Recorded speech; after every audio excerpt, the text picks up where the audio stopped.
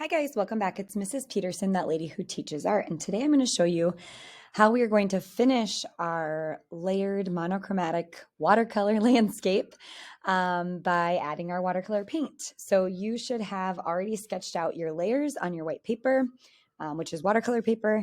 You can have your reference photo if you want it. You probably really don't need it today. I'm just going to show you something with it. You'll need a set of paints. You'll need a wipe. This can be used kind of as an eraser, but also just to clean up any messes you have at your table. You'll have a dish that will have your dirty water in it and then a cup with your clean water. So we're always pouring a little bit of our water from our cup, our clean water, into our dish to use. And then I'm just going to use one brush today, but you're welcome to use more. You'll just need to clean what you need to at the end of class. So we are doing monochromatic, which means one color, but you get to choose what that color is. It does not have to be the same color as your reference photo. So I am not going to choose orange. I think I'm going to choose green. I'm going to start by getting my brush a little bit wet. And then I'm going to look at my orange. And if it looks dirty, you can take the corner of your wipe and just clean it off. Sometimes the students who used it before you maybe didn't wash their brush in between colors. So just clean off if you need to. My first layer or my top is going to stay white, but then my next layer is going to be really light. So I'm just going to take like one little bit of color and see what I have. Okay, so I don't have enough yet, and that might happen to you too. It's better to start with less because I just want a little bit at first. And I'm going to paint right over that original line that I tried to erase and go right up top of the line that I made. Just paint carefully. We are only using one color today. You can use the tip of your brush, go around things. If you notice that your color is really starting to fade, you could just get a little bit more. If you get too much color, you can always use your eraser, and I'll show you what I mean by that. Like, let's say you accidentally got that right there. You'd go, ooh, that's not what I want. Take your wipe and just kind of blot that back up as like a little eraser. Clean your brush back off so you're back to that light shade. And then you can finish coloring this area with that lightest orange.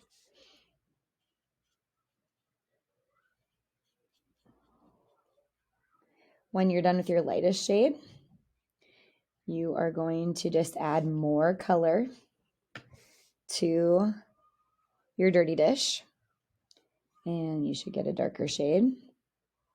If they're really close, try to make it a little bit darker by adding more paint.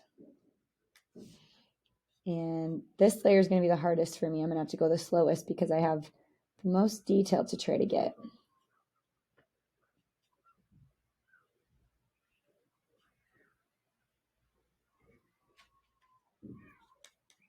So I'm going to get that darker shade all the way up into my detail areas. I need to paint pretty carefully. If you have very fine little details like I do, you may want a smaller brush. I'm kind of wishing I had a smaller brush right now, just for this one row that has so much detail. I do want to get up into those shapes. It does help if you leave a little bit of white space right next to the edge, because if you, like, kind of like what it just happened there, it kind of got out because it touched the water right there.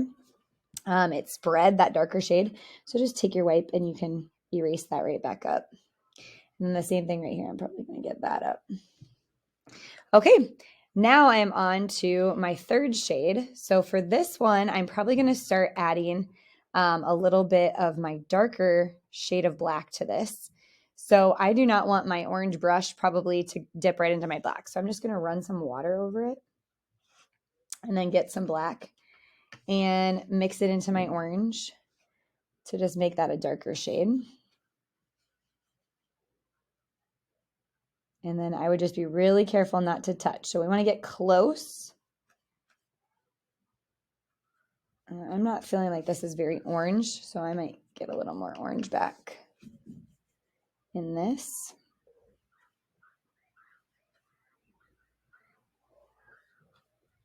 And maybe a little more black too. Now that was a little bit too much. So a couple of options. I can get my wipe right away and fix it. Or I can just kind of keep working on it and trying to spread it over my paper and see if it lessens how crazy of a color it got to be. So I'm just taking whatever color I chose and mixing a little bit of black with it. My orange is kind of looking brown right now, but that's fine. That's just what might happen with your color when you mix it. And then my very last shade, okay, I'm going to clean my brush really good now. So scrub, scrub, scrub. And then I'm going to just take plain black this time for my very last shade. Probably going to get a little on the edge of the table or off the edge of the paper onto the table. That's just fine. I'm not so worried about that. We'll just clean up at the end with our wipe. But this should be a lot more black. If it has too much water showing through, it's going to look kind of gray because it is watercolor. So just I'm not even really using my water right now. And you may have to hold your paper down with one hand as you're trying to finish. And then just make sure that it's a smooth shade all the way across. All right, you guys, so that is how I would do the ones that are really separate. And then when we take this, you're going to have to really carefully take this over and lay it flat to dry. Because if you pick it up, it could run like the water all over everywhere. And then we'll clean up our area. You'll clean up your table with your wipe. You'll dump all of the water in your bucket. And you'll put the brushes in the bucket, bristle down. If we have time, I'll have you wash them with soap.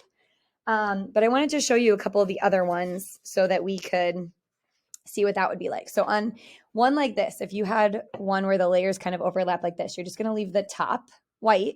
You're going to do the first little area, your lightest shade, then the next little area, your darker shade of that same color. So this would be like my regular orange. This would have been my orange mixed with black. And then the very bottom would be my black. Okay. Looking at one like this is probably where it gets the most confusing. So I just want to make sure I explain this before I let you work on this. So the top is going to stay white up there. This area in this area. So around all these trees, down to this line, but up to this bumpy line is going to be my lightest shade.